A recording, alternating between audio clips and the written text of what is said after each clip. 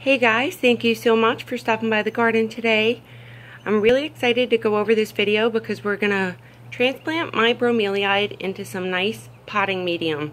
Now I did some research on some university sites and I got a really nice soil mix. It's a half part potting soil, quarter part orchid bark, and a quarter part of perlite. And I really like that mix. And I kind of did that mix myself here, but I didn't add any perlite into my soil. So we're going to get a cup of perlite and we're going to transplant this again. Now this is a bromeliad that we got from the store quite a while ago now, and it bloomed when we got it. So after bromeliads bloom out of the center, they grow little babies on them. And these little babies can be taken off and propagated once they get pretty big. Now this one fell off of a rotted one, and you can see all that salt buildup on there. That's from nutrients, that's from rainwater sitting in there, and this one gets that as well. So we're going to clean up the leaves today. We're going to go ahead and make a new potting medium, which you can see these bromeliads are like air plants. They don't have much of a root system on them, but these bromeliads, they need a potting soil to be in. Just a sandy potting soil with lots of perlite, lots of air, well-draining soil, and it really should not be that wet. Now, the reason why I have a sprayer here and stuff is because I like to spray my bromeliads. They like high humidity, just like anthuriums, my polyelephant ear over here, my orchid. Sometimes I spray the leaves with some magnesium Epsom salt. I use Epsom salt usually like once a week on my plants. I spray all the foliage at a tablespoon per gallon of water, and then just spray the tops, the bottoms of the leaves, and then you can go ahead and spray it with regular water 24 hours after to wash off any salt buildups on those leaves. And you can see that, you know, this potting medium is just too wet, and this bromeliad is going to end up rotting out. So we're changing up some things around here, and I should have did this a while ago, but you know, we're so busy here in the garden. We've been getting so many plants planted, some seed sowed. You know, I'm trying to pick out my garden, what I want to plant for the summer, because summertime is really tough here in Florida. We get a lot of humidity. Now, these bromeliads love humidity, by the way. They love being sprayed. And these middle parts should be with water in them. You can see they have water in them right now, and that is good. And you want to flush that water out. That water should not dry out. There should always be water in the center of your bromeliads, and that's why I kind of like to water with a little watering can or something, or a retired ketchup bottle. You can buy them at the store in the little plastic containers. I have one here. Let me go grab it for you. There it is. And my hands are just so dirty, so I don't want to touch it. I just cleaned that. But that is it. And you can just spray that nozzle directly into the center and you'll be good to go. Now we're going to transplant this. We put it in here because we're going to take it out of this pot now. You can see that those roots are going to rot out. That is no good. I should have did this a long time ago, but I've been so busy with trying to order new succulents, transplanting what I have that needs transplanting. So we're going to go ahead, mush this up to get it out of here. We're going to put this little gal in here, and this is the dish that was under it as well. And look at that. We have water in there. That's no good. You always want to make sure there's no water in this dish below. Now, bromeliads do like to stay moist between the waterings, but not too overwatered. And we're just going to use this little container right here to mix in. There we go. We have some light. Sorry, you guys. We are investing in some equipment here. I'm getting on it, I promise. There's just so much to do. I didn't realize that I was going to be this busy. Life gets to you, right? But you got to roll with the punches. Roll with the punches. Don't let it get to you. Now, we have this old stuff, which let me zoom in so we can see the soil. This is succulent soil I have in here that I made with some old potting medium from my Coco Loco, and I really shouldn't have put that in here, but that's okay. We're going to put a lot more orchid bark and a lot more sandy soil in here with some perlite. So let me go grab a cup of perlite and I'll be right back. Alright, you guys, so we got our big cup of perlite. Now I buy the big 16-pound bag because I use it quite a bit. Sorry, the camera's not zooming. Now you should not be inhaling that powder that pushes up, so be careful when you're pouring this in here. Don't put your face directly over this container. You should not be inhaling this stuff, and use gloves. I just don't use gloves. I mean, I know that's bad. I use gloves sometimes when I use nutrients in my soil, but I don't use a lot of nutrients in my soil. I try to garden mostly organically, and when you're mixing up soil, it's just potting medium. So why not? You know, I love getting down and dirty. Get your hands dirty. Feel Mother Nature. So we poured that big cup of perlite in there because we definitely want a lot of perlite. Now we're going to take this orchid bark. We're going to put quarter part perlite, quarter part orchid bark, which is just a potting medium. You can see for Phalaenopsis, Cattleyas, Dendrobiums, and those other words. Epiphytic plants too. That's pretty cool. And then we have succulent potting soil from Miracle-Gro, which I love using this for my philodendron, for my nephitis. They like being in it. My Dracaenias love half Miracle-Gro succulent soil and half like potting medium, like my Coco Loco potting soil or Burpee Organics potting soil, which I have fell in love with. And this little bag of succulent soil has little things of perlite and little fertilizer beads. So those little fertilizer beads, which I cannot find right now, they'll be yellow, and that's really good right there. There's one. There's two. So those you don't want to pop. You want to leave them alone because they're going to break down over time in that soil. And we're going to mix this together. So half potting soil with the succulent potting soil, quarter parts bark, and a quarter parts of the perlite.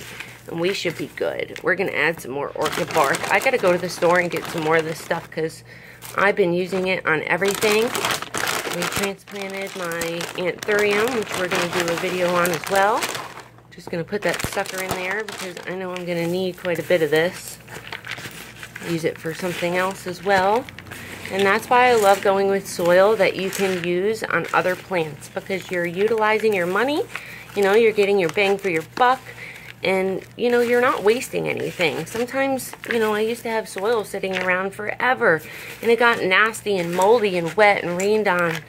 So you're utilizing everything. Now you want to give this a really good mix, okay? So just mix it up, stir it all up, and then I think that's good. I mean, this looks awesome. Nice and chunky. It's like it grows in the crotches of the trees. When you squeeze it, it should go ahead and then break apart. So that looks perfect to me. We're going to go ahead. We didn't add all that perlite. We added about, I don't know, I'd say about a half a cup. We're going to put it back in the container it was because I just think this is so cute. We're going to fill this little guy up. We're not going to separate the babies on my bromeliad yet because I kind of want to let them rock out till they're really, really big. I feel like if you take them off too soon, they get really stalled out. This little guy right here, I took off of the mother plant I had just because it rotted out. The mother plants rotted out because of the type of potting medium it was in. I did not know what I was doing when I first got into bromeliads. You know, I grow all different kinds of plants. I love buying plants that I don't have. And, you know, each one's different. Each one is a different species, different genus. I have tons of succulents or tons of the same types, kind of, but different. You know, I love planting different things. It's just so awesome to get involved in Mother Nature. You can just plop this little guy. Make sure all them roots are all nice and separated. You can see how wet that was. So we're going to let this dry out. What I'm going to do is put her on top. Lay her on top. You want to fill it 3/4 of the way up. Make sure the bottom of her is reaching the bottom of that pot. Do you see that? So we are awesome right there. We're going to go ahead, drop her back down. Now these I like to feed once every, I'd say 3 weeks or so with my Dynagrow grow system, which is right back there. In compliments of Dynagrow, they sent us these little bottles of Grow. So anything you see that's small bottles of nutrients like this, the Grow, and then let me get my bloom. I'm sorry, you guys. I'm trying to plant with you. This is the bloom. So I use the bloom during the blooming stage. Now anything you see from Dynagrow in these little bottles, they sent to me for free. The big one I bought myself. I use the bloom when these bromeliads are blooming, but I use the Grow once every 3 weeks or so. And the bloom is once every 2 weeks or once a week, depending on, you know, if she's struggling or not. If I notice she needs more nutrients, I'll either throw a little handful of fresh compost in there mixed in with some perlite, or I'll go ahead and just feed with the Grow and the bloom system. Either way is fine. You can see they don't have much of a root system, so just give them the size pot that they need. You know, don't try to overdo it, because then they're going to be sitting in a lot of water, and it's very, very bad for the roots. It can cause them to rot out on you, and I just don't want that to happen, because I've done it so many times. That's why I love showing you guys this stuff. Everything I've learned here is from my own experience, things I've read off of, you know, University of Florida site.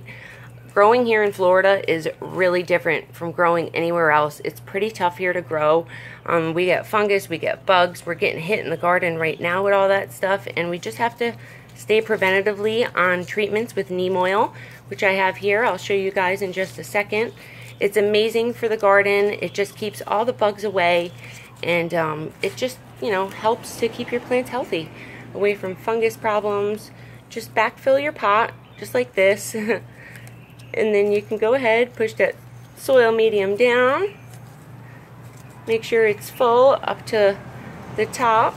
And we're not going to water, because this does not need any water in the soil. But we definitely want to fill up those little cups up top. I call them little plant cups up top. These are little cups to me, because they always need to be full, like my water bottle. You always want to drink water outside.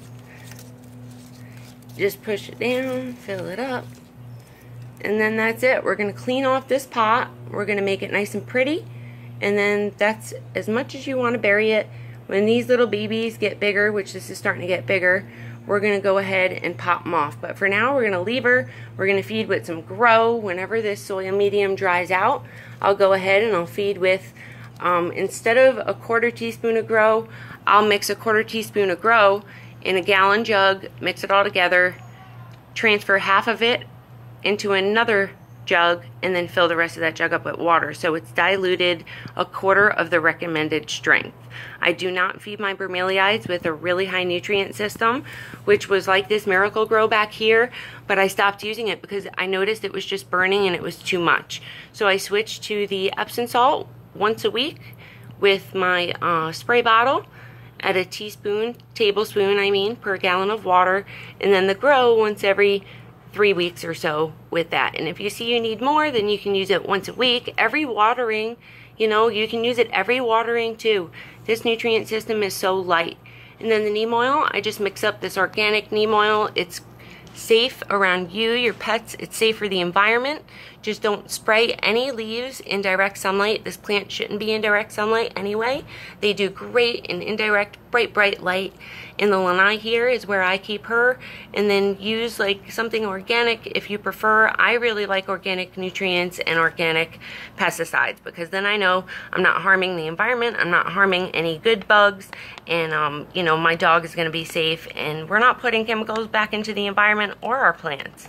So this neem oil is great to repel fungus, aphids, spider mites, black spot, just so many things. Caterpillars, it deters, it doesn't kill them, but we do have a caterpillar BT spray that we do use in the garden when we see caterpillars.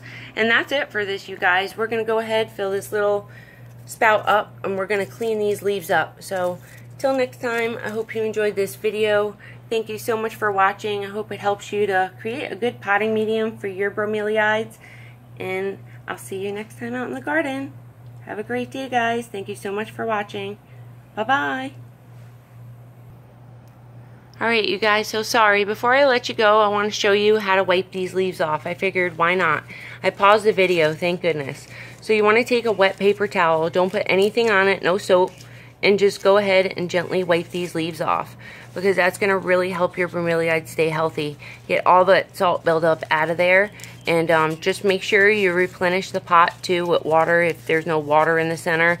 While you're doing this, it's fine if there's nothing in there, but just make sure you have some water in there after you're done doing it. And as soon as this soil medium dries out, almost completely. Now you want to make sure the soil medium stays moist between the waterings, just slightly. You don't want to water it all the way through. So spray it with a sprayer if you want. I find it's best just to spray the whole thing with a sprayer. Just make sure when you are watering, when it's time to water, that you definitely soak that pot all the way through. Now you can spray the soil in between if you need to keep it a little bit moist, and that'll prevent you from overwatering just a little bit. We're going to clean this pot up, we're going to clean the leaves up, and I wanted to show you this little guy. So we put that soil medium we made right in here, and you can see how well that is now. And that is not going to be muddy for it, and it was really muddy, you can tell. So we have this right up to here. See that? The roots start down here, and we're going to make a little hole. And we don't want to crush this down because now there's wood chips in here, so you can definitely damage this thing if you puncture a hole in it. You know, that water is not going to stay in that cup, and then that'll kill your bromeliad. So these are really delicate, you guys. Try to be really careful. Push it down in there just until it's snuggled in, and then it'll start to root itself in a few weeks. These take a long time to root. If you have to backfill a little bit just to hang it on in there, you can definitely go ahead and backfill. We're going to do the same thing on the leaves for this little guy. Put them back in their original spot, which is up here on the chair, which I'll show you. We have our orchid we did the other day. Let's go up real quick. And you can see these don't get any direct sun. They get bright, bright light, indirect bright light. And those blooms stayed really healthy throughout the transplant we did. So I'm really excited about that. We're going to go ahead and fill this cup up. I want to show you guys how to do that as well, so hang on. So since my spray bottle is empty, we're going to go ahead, fill this cup up. Now you want to flush this out when that water starts getting nasty. So once a week when I water this bromeliad, you want to water from the top, and I always flush it out. So I don't want to do it right now, but flushing just means let it pour, pour, pour, pour, pour till it runs out of the bottom of the pot. And then you know you're good to go. Now these little babies got to stay with water in the center as well. You can see how clean that is now. Look how much better that looks. This was so dirty. This needed to be done. I should have did it a few weeks ago. But plants are so forgiving. Just get to it when you can. And that's it, you guys. We're going to make sure this doesn't get any direct sun, because that's why her leaves burnt on this side. The sun was changing, and I had to move these back quite a bit. So you just want to make sure you fill up that little spout like that. And that's it. Just make sure they don't get direct sun, because you will start burning like that, and that's not a good sign. Thank you so much for watching. I'm sorry this video was so long, but I hope you learned something great here for your bromeliads. If you need any help, let me know. Comment below. Give me a thumbs up if you enjoyed this video, and I'll see you next time. Bye-bye.